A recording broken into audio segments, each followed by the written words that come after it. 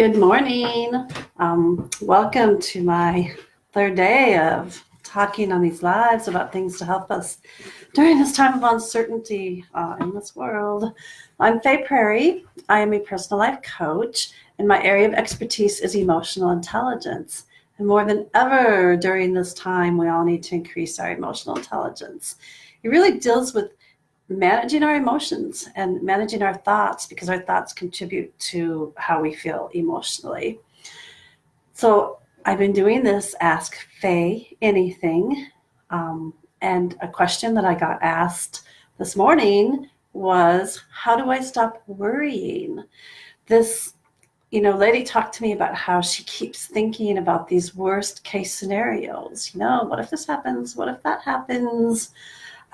Which is so common to do during a time like this, because when we have all these uncertainties that are going on in our world, I just think so many little things. Each day I think of something more, but I think about like kids who may be graduating. Will they be graduating? What's this going to do to the economy? I'm sure so many people worried about their jobs. Just so many uncertainties at so many levels. How long is it going to go on? What's the summer going to be like? We'll go on and on about the uncertainties we have dealing with this. And the thing is that as human beings, when we have uncertainties, it increases our stress and anxiety. It's just kind of the way we're wired. It's troublesome to us. So right now, it is just completely normal for your mind to start worrying about things. I bet everybody can relate to this, because I bet every single one of us has had a what if. What if this happens? What if that happens? Okay, I'm just noticing a comment. If I'm not worried about something, I worry I should be. I forget what it was. Yeah. Okay, Kira, thanks for sharing that. Okay, so when we worry, though, for those of us who do worry, which a lot of us do, is we start to see things going wrong. Can any of you relate to that, though, that you start to envision like maybe this happening or maybe that happening, and it's usually a problem or a difficulty?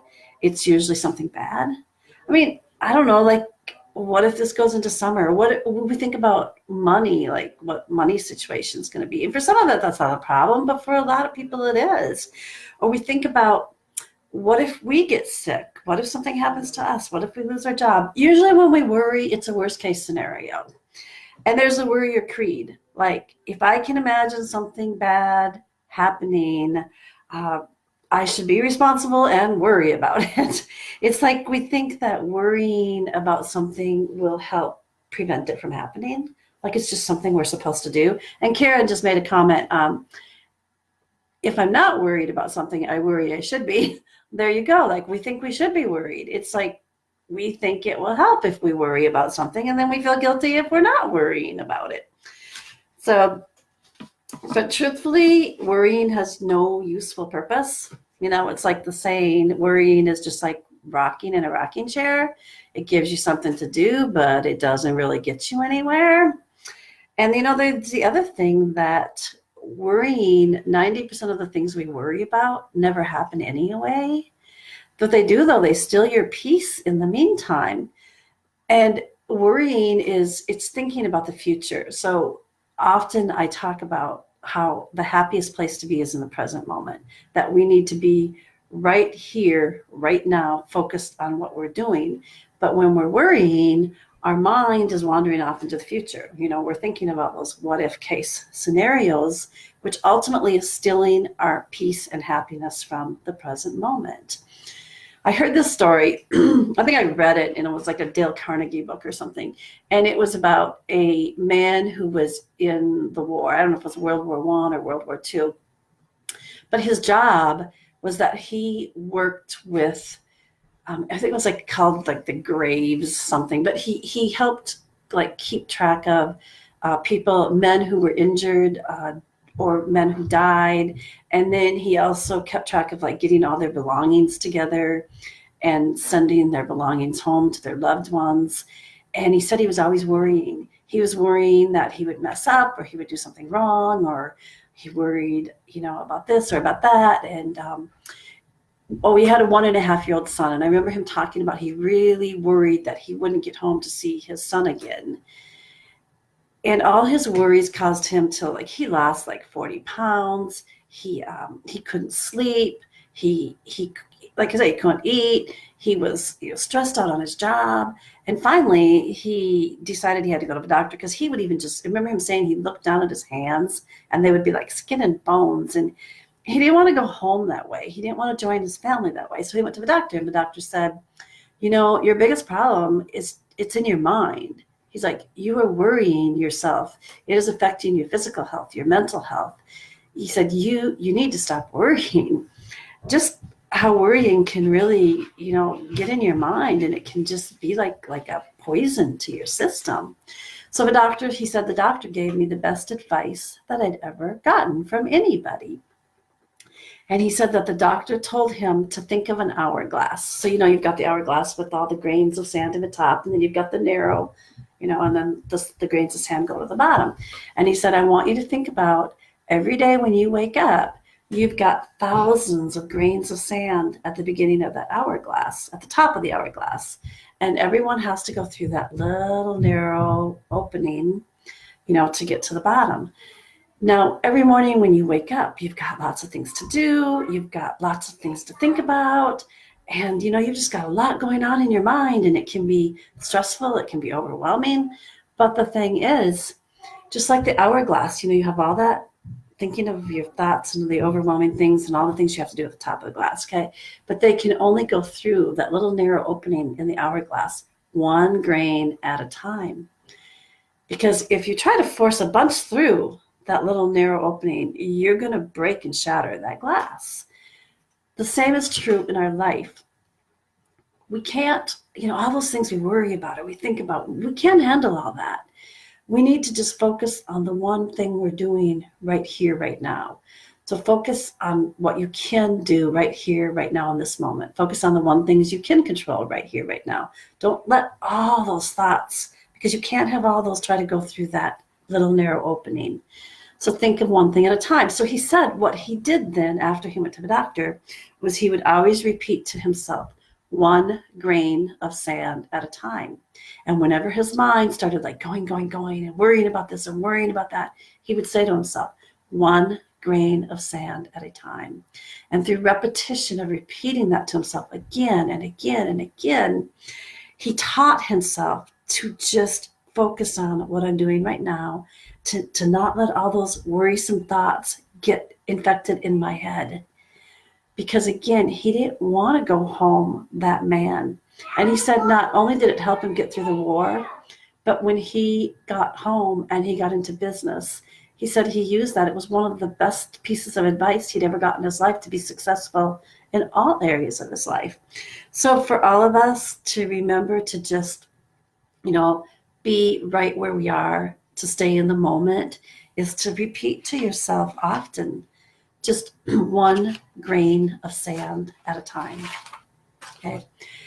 A couple other things, just to remember that 90% of the things that we worry about never, ever happen. Maybe ask yourself, look back at your life, like all the things I've worried about, how many really happened? So use that to get a better mindset on it when you're worrying about all these things. There was an old man that once said, I've had a lot of trouble in my life, but most of it never happened. Okay, another thing that you can do, this is kind of along the same lines, this one grain of sand at a time, is to catch it when you start to worry. Like I've talked about in these videos, is that one of the biggest parts of emotional intelligence is self-awareness. You put that wiretap in your head, you put that infrared camera on yourself. When you start to go to worrisome thoughts, you catch it. Part of our emotional intelligence is being able to take control of our thoughts. So we say when, we say what, instead of letting our thoughts rule our life and take control of us. So when you see or you hear and you see through that camera a worrisome thought coming into your brain, you say, no, I'm not going there. So you catch it when it's small and you stop it. And every single time you do that, you are going to strengthen your ability to stop that worry thought. Because right now it's just become a habit.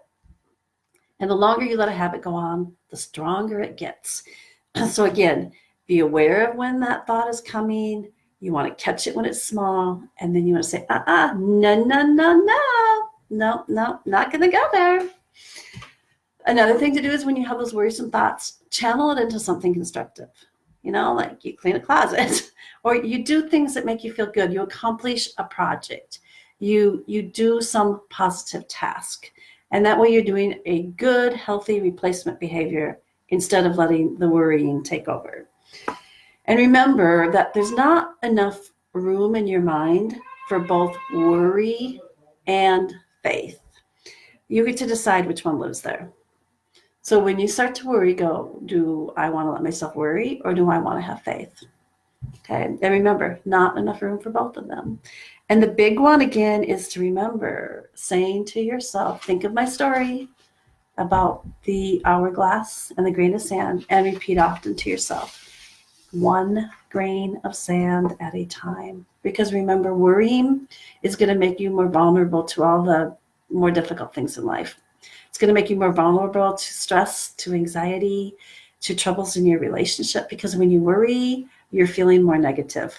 And when you're feeling more negative, things bother you more. Things upset you more.